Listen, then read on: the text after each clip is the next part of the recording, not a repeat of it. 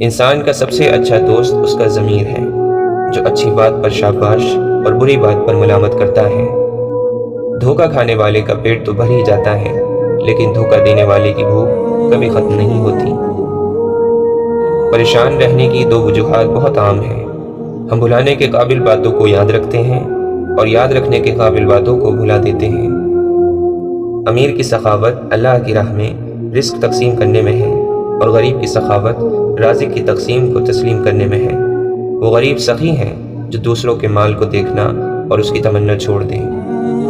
سخاوت اس یقین کا نام ہے کہ جس نے مجھے نوازا ہے، اگر میں اس کی نوازشات کو تقسیم بھی کر دوں تو وہ مجھے دوبارہ نوازے گا۔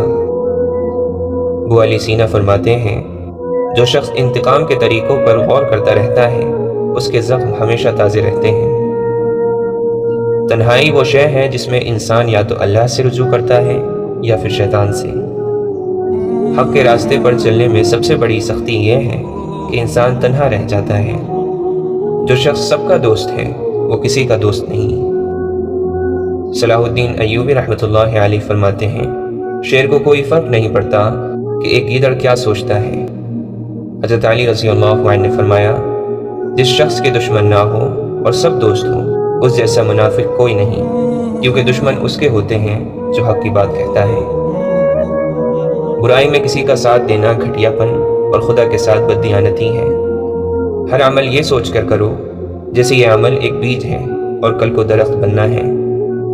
مشکل وقت آ جائے تو کسی کا احسان نہ لو، کیونکہ مشکل وقت 4 دن کا اور احسان زندگی بھر کا ہوتا ہے۔ وقت اور دولت دو ایسی چیزیں ہیں جو انسان کے اختیار میں نہیں۔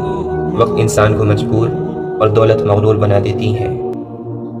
خدا کے نزدیک کسی انسان کی عزت جتنی زیادہ ہوتی جاتی ہے، اس کا امتحان بھی اسی قدر سخت ہوتا چلا جاتا ہے۔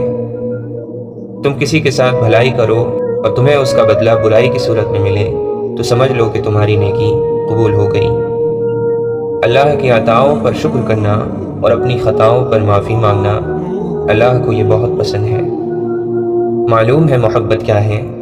سارا دن وہ ہمارے گناہ دیکھتا رہتا ہے اور صبح اپنے ہی فرشتوں کے ہاتھوں ہمارا رزق بھیجتا ہے۔ اللہ کی محبت کا سفر بہت حسین ہے۔ جو اس سفر کا مسافر بن جاتا ہے، پھر اللہ اسے بھی اندر باہر سے حسین کر دیتا ہے۔